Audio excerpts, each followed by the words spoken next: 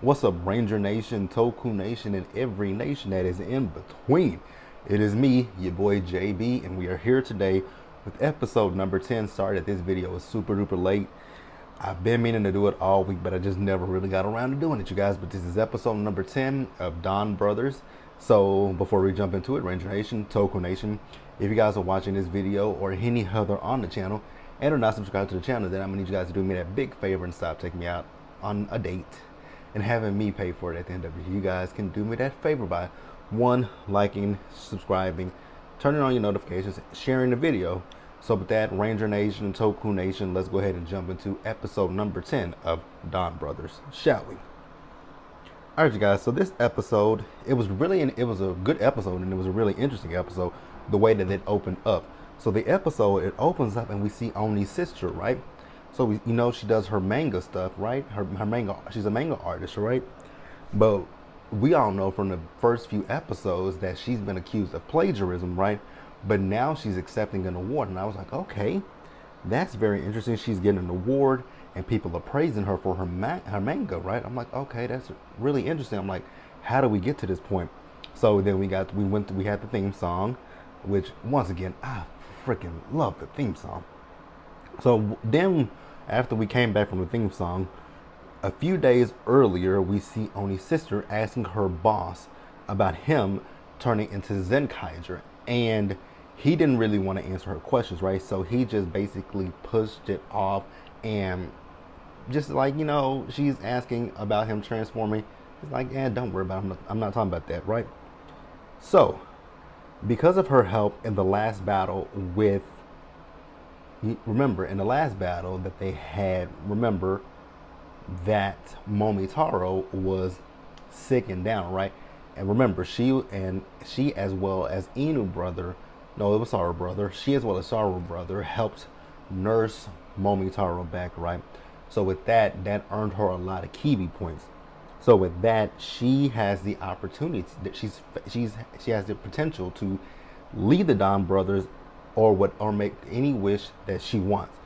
So what actually ended up happening is we see that she decided to go back to her original her life pre-Donbrothers. So that is why we saw in the beginning of the episode that she was accepting that award as well as getting praise for her manga, because she has decided to now go back to her regular life, right? So in her regular life, so she's doing this signing, and then this young lady comes up to her, and this young lady, like I said, everyone is praising her, right? So then this young lady puts a little piece of paper in her hand, and she opens it, and it's the young lady's phone number. So the young lady tells her, like, hey, if you need any help, ring me. And she was looking like, well, what the hell is going on here, right? So then the lady that was with her, she's like, pay that crazy person no attention. So that's that. So I'm going to pause here, you guys, and I'm going to move forward. So next we see this guy. So he's also a manga artist. And this guy comes up to him, and he's asking him for his autograph. So he takes this marker, and he signs on his hand. I was like, what the hell does that? And I'm thinking to myself, what the hell does that do for anybody? Signing on his hand? I guess. I mean, if that's what you like, go for it.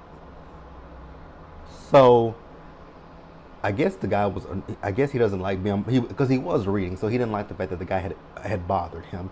So the guy left, and then the monster of this week's monster comes up behind him and engulfs him. I'm like, oh wow, okay, that was interesting. So then we see Oni's sister. So Oni's sister, she's out on this date with this guy. So this guy is wanting her to meet his mother. She's not paying attention to him, because while he's talking, she's wondering, I wonder what Momotaro is doing. I wonder what Saru brothers doing. I wonder what the other two are doing. So she's wondering what the rest of the team is doing. So the guy that she's on the date with, he tells her, like, hey, it's a lot of manga artists, they're going missing. And she looks at him, she's like, wait, she knows him. So then she spots the young lady from before that came to get her autograph, right? And she starts running from that young lady, And then she runs into the same guy from earlier who asked the other manga artist for his autograph, who then got engulfed by the monster, right? Well, turns out that this guy is actually the monster. So it's kind of coincidental that he was looking for her and she ran into him because she told him, hey, that girl is following me. Turns out the girl that is following her, her name is Marina. She is the new Oni sister because when the guy turned into the monster, then Marina comes up, avatar change. So she changed into Oni's sister. She was like, you gotta be kidding me, right? And I was thinking the same thing, you gotta be kidding me. So when that battle is going on, then the rest of the team shows up. So they start battling with the monster, but the monster, he eventually got away from the team. So then we move over to where Oni's sister had been working at. So not only is this young lady Marina the new Oni sister, she also has the job that Oni's sister had. And so Oni's sister did call the young lady, right?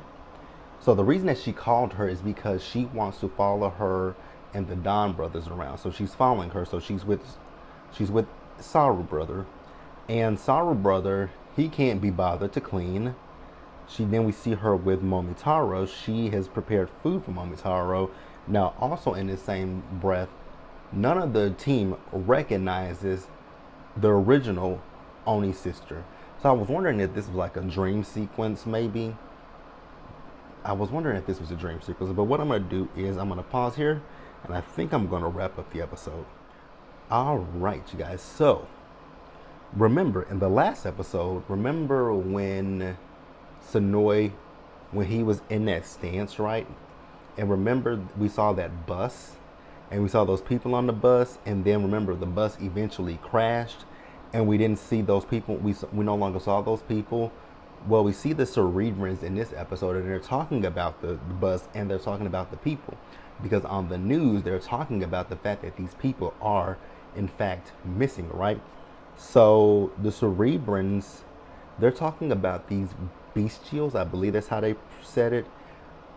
So they were sealed away, and now the seal is broken. So these bestials, they say, will destroy the human realm as well as their world. And speaking of, remember in the last episode, there was this one guy that we saw that they made a focal point of, right? So that guy, we see him, he's in this restaurant, and remember, I just told you that on the news they were discussing those missing people. Then the people look, because they showed the one guy's face, and he was right there, and they're looking like, what the hell? And then he is just chowing down. Gorging this food, and it's not even just his food, it's everyone else's food. Then one of the workers came and tried to say something to him, and he grabbed the worker by the head and just put his face in the noodles. I was like, okay.